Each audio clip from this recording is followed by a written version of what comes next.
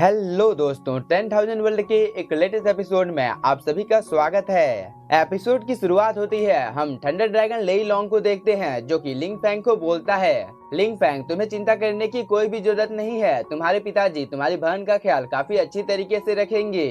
इस बात को सुनने के बाद लिंग फैंग एक राहत की सांस लेता है। वह बोलता है, तुम्हारी बातों को सुनने के बाद मैं थोड़ा सा शॉक हूँ कि क्या सच में मेरे पिताजी एक केओस लैंड में फंसे हुए हैं। ये सब कुछ बोलने के बाद लिंग फैंग अपने मन में कुछ सोचने लगता है। दूसरी तरफ हम तियानसी और लिंग फैंग की सभी डॉटर्स को देखते हैं जो कि सियांग एयर के यहाँ से चले जाने की वजह से काफी ज्यादा उदास थे।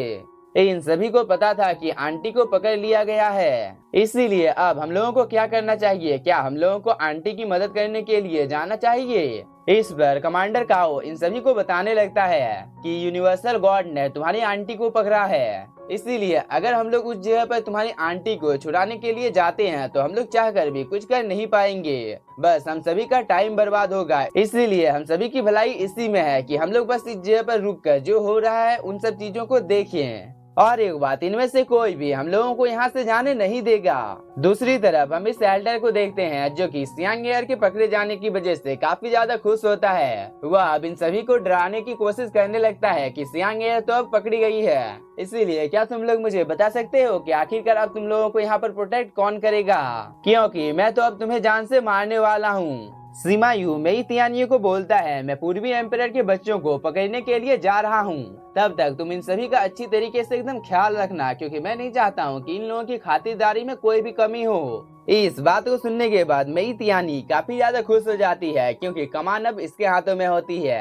अब वो अपने सभी साथियों की मदद से लिंग फैंग के साथियों के ऊपर अटैक कर देती है, जिसको देखने के बाद थंडर ड्रैगन लेई लॉन्ग, लिंग फैंग और बाकी के सभी कल्टीवेटर्स फाइट करने के लिए तैयार हो जाते हैं। लिंग फैंग ने तो बिना कोई टाइम जाया किए हेवनली लोटस को समन कर लिया जो कि काफी ज्यादा पावरफुल होता है। दूसरी तरफ हम सीमा यू को देखते हैं जो कि अपनी एक सीक्रेट टेक्निक को परफॉर्म करने लगता है। इसके बाद वह बिना कोई टाइम जाया किए लिंग फैंग की इस हेवनली लोटस को डिस्ट्रॉय करने की कोशिश करता है, मगर तभी एंट्री होती है इस जगह पर एक लेडी की जो कि यहाँ पर आने के साथ ही बोलती है, तुम लोगों की इतनी ज्यादा हिम्मत हो गई कि तुम लोग यहाँ पर इतने ज्यादा कमजोर कमजोर कल्टीवेटर्स को धमका रहे हो, इस चीज की सजा तो तुम लोगों को इस जगह पर बराबर मिलेगी। यह कहने के बाद इस लेडी ने एक काफी ज्यादा पावरफुल अटैक सीमा यू के ऊपर कर दिया, जिसको सीमा यू रोकने की कोशिश करता है, मगर क्योंकि यह अटैक काफी ज्यादा पावरफुल है जिसकी वजह से सीमा यू का एक हाथ कट जाता है और वो काफी ज्यादा इंजर्ड हो गया, जिसको देखकर इस जगह पर मौजूद जितने भी ज्यादा कल्टीवेटर्स होते हैं इन सभी को अपनी आंखों के ऊपर भरोसा नहीं हो रहा था कि आखिरकार ये लेडी कौन है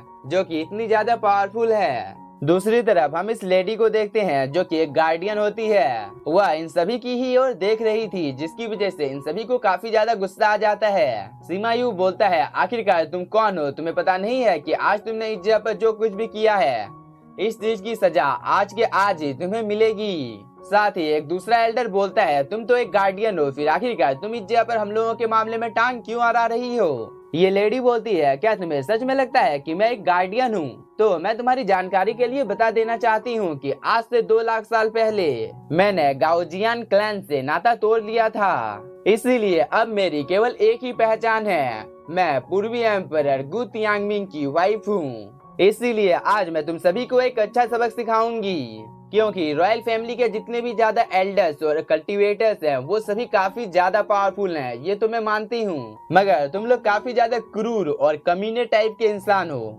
इसीलिए तुम लोगों ने मेरे पति के ऊपर हमला किया और उसकी हत्या कर दी, पर मैं आज उनकी मौत का बदला लूंगी ताकि आज मैं अपने पति को न्याय दिला सकूं, और ये सब कुछ तब होगा जब तुम्हारी मौत होगी।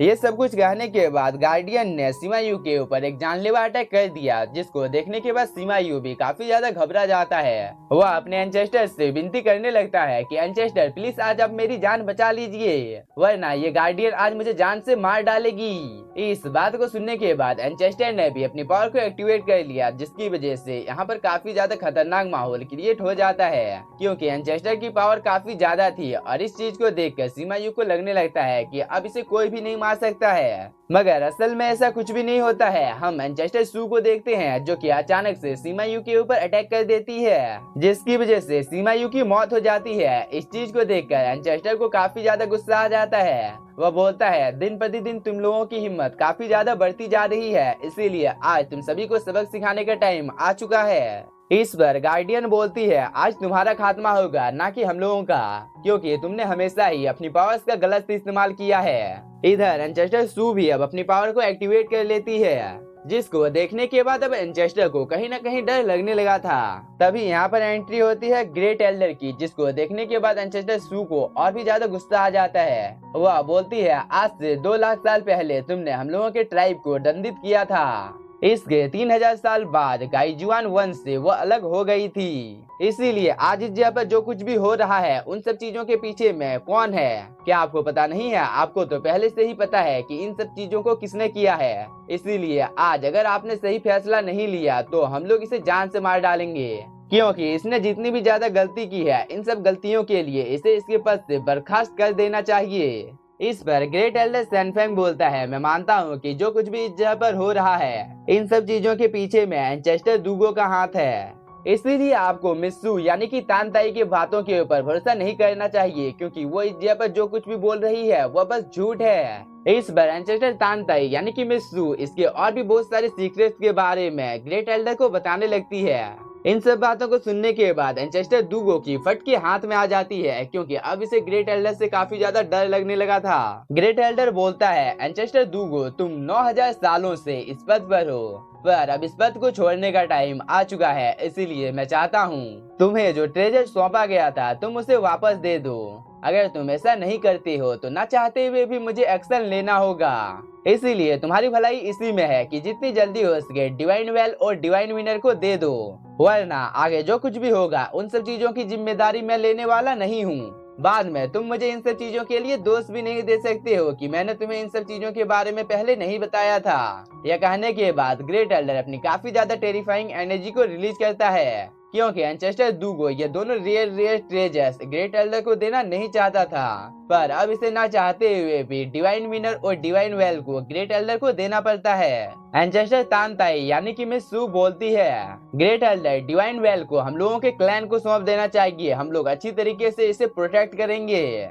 इस पर ग्रेट एल्डर भी बिना कोई टाइम जाया किए डिवाइन वेल को एंचेस्टर तानताई को दे देता है। एंचेस्टर तानताई अब डिवाइन वेल को अपने पास रख लेती है, पर इन सब चीजों को देखकर एंचेस्टर दूगो को काफी ज्यादा गुस्सा आ जाता है, मगर क्योंकि ग्रेट एल्डर इस जगह पर मौजूद था जिसकी वजह से एंचेस्टर दूगो कुछ भी कर नहीं पाता है, वह यहाँ से चला जाता है। हम ग्रेट एल्डर को देखते हैं जो कि गार्डियन के पास आकर बोलता है देखो इस दुनिया के ऊपर बहुत ही जल्द केओस आने वाला है, इसीलिए मैं चाहता हूँ कि इस चीज में तुम हमारी मदद करो। गार्डियन बोलती है मेरे पति ने क्योंकि अपनी सेना का नेतृत्व किया था, जिसकी वजह से उन्होंने असंख्य अदर रेसेस को मारकर जुआनियन यूनिवर्स से दूर रखा था, साथ ही उन्होंने सुआन युआन सेना में काफी ज्यादा अच्छा योगदान भी दिया था, जिसकी वजह से मेरे पति ने करोड़ों जानस को बचाया था। पर इन सभी कल्टीवेटर्स को तो देखो, वह इन सभी को जान से मारना चाहते हैं, इसीलिए आज मैं इनमें से किसी को भी जिंदा नहीं छोड़ूंगी, क्योंकि ये सभी जिंदा रहने के बिल्कुल भी लायक नहीं है, इसीलिए आज मैं शाही दरबार को नष्ट कर दूंगी। यह कहने के बाद गार्डियन ने अपनी एनर्जी को रिलीज करना शुरू कर दिया, जिसकी वजह से रॉयल फैमिली के काफी ज्यादा सोल्जर्स की जान चली जाती है। हम मेई तियानियों को देखते हैं जिसे एक अटैक लगने ही वाला था, मगर तभी यहाँ पर एंट्री होती है व्हाइट एम्परर की, जो कि यहाँ पर आने के साथ ही गार्डियन के अटैक को काफी आसानी के साथ डिस्ट्रॉय कर देता है। वह गार्डियन को समझाने की कोशिश करने लगता है कि तुम्हें तो पता ही है कि तुम इस जगह पर जो कुछ भी कर रही हो वह सरासर गलत है।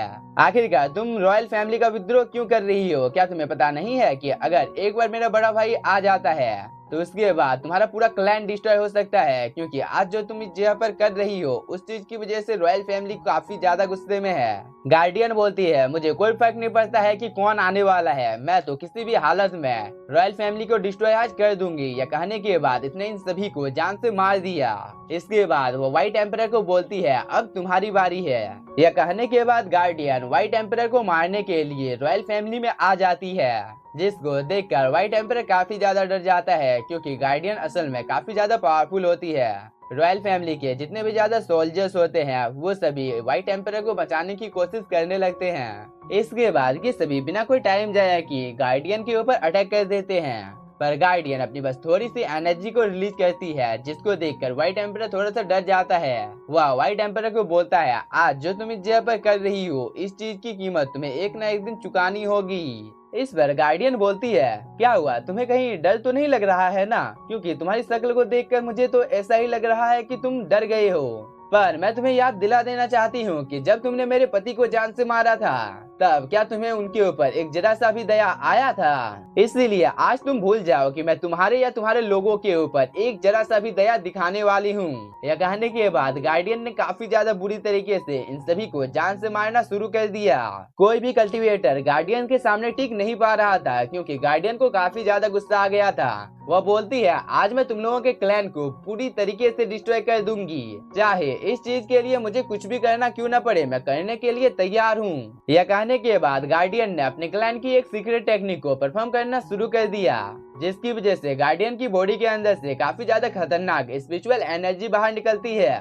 इस जगह का माहौल काफी ज्यादा खराब हो जाता है, चारों तरफ बर्फ गिरने लगती है और एक टाइम ऐसा आता है जब सब कुछ जमना शुरू हो गया, जिसको देखने के बाद व्हाइट एम्परर काफी ज्यादा डर जाता है, क्योंकि व्हाइट एम्परर को पता चल गया था कि अगर वह इस अटैक के कांटेक्ट में आ जाता है तो इसका भी मरना तय है। इसीलिए अब व्हाइट एम्परर यहाँ से अपनी जान को बचाकर भागने की कोशिश करता है, मगर व्हाइट एम्परर की किस्मत काफी ज्यादा खराब होती है, क्योंकि वह इस अटैक के चपेटे में आ गया, जिसकी वजह से अब इसकी बॉडी आइस में जमना शुरू हो जाती है। कुछ ही देर के अंदर में व्हाइट एम्परर की बॉडी ब्लास्ट हो जाती है, जिसकी वजह से फाइनली व्हाइट एम्परर की मौत हो गई। इस चीज को देखकर गार्डियन काफी ज्यादा खुश हो जाती है। अब वो बोलती है, जुआन युआन यूनिवर्स से रॉयल फैमिली का वजूद आज पूरी तरीके से मिट गया है, क्योंकि व्हाइट एम्परर की मौत हो चुकी है। क्या कहने के बाद वह यहाँ से चली जाती है। दूसरी तरफ हम लिंग फैंग के दोस्तों को देखते हैं, जिन्हें अपनी आंखों के ऊपर भरोसा नहीं हो रहा था कि गार्डियन ने इतनी आसानी के साथ व्हाइट एम्परर को जान से मार दिया। किंग यू बोलती है, गार्डियन तो असल में काफी ज्यादा पावरफुल है, क्योंकि इसने काफी आसानी के साथ व्हाइट एम्परर को जान से मार दिया, जो कि कोई नॉर्मल बात नहीं है, क्योंकि मुझे पता है कि व्हाइट एम्परर कितना ज्यादा पावरफुल था। दूसरी तरफ हम सियाओ यू को देखते हैं, जो कि इतनी ज्यादा पावरफुल लेडी को देखकर काफी ज्यादा शौक हो जाती है। वह अपने मन में सोचने लगती है, ये लेडी काफी ज्यादा पावरफुल है, इसीलिए क्या ऐसा हो सकता है कि यह लेडी मेरी आंटी की माँ है। अब ये सभी एक दूसरे के साथ बातचीत करने लगते हैं कि मेरी चाची की माँ तो असल में काफी ज्यादा पावरफुल है, क्योंकि अब वो हम लोगों के साथ है, इसीलिए कोई भी हम लोगों को धमकाने की कोशिश नहीं करेगा। हम तियानसी को देखते हैं, जिसे सियांग एयर की फिक्र हो रही थी। लिंग फैंग बोलता है, बेटे तुम्हें चिंता करने की कोई भी जरूरत नहीं है, मैं तुम्हारी आंटी को बचा लूंगा। इस पर तियानसी बोलता है, हाँ पिताजी, आज से मैं भी अपनी कल्टीवेशन करने के लिए कड़ी मेहनत करूंगा, ताकि यूनिवर्सल गॉड से मैं अपनी चाची को बचा सकूं। लिंग फैंग अब सीनियर तान ताई को थैंक यू बोलता है, क्योंकि सीनियर तान ताई ने इन सभी की काफी ज्यादा मदद की थी। सीनियर तान ताई बोलती है, लिंग फैंग तुम्हें इन सब चीजों को करने की कोई भी जरूरत नहीं है, क्योंकि तुम काफी ज्यादा खास हो। सीनियर के यह कहने के साथ ही हम लोगों का ये एपिसोड हो जाता है खत्म। तो आप सभी को ये एपिसोड कैसा लगा मुझे कमेंट कर बता सकते हैं, और अगर अभी तक आप लोगों ने लाइक नहीं किया है तो लाइक कर दीजिएगा, और हो सके तो चैनल को सब्सक्राइब भी कर लीजिएगा। तब तक के लिए bye bye, tata, see you, मिलते हैं नेक्स्ट एपिसोड में। Thank you for watching.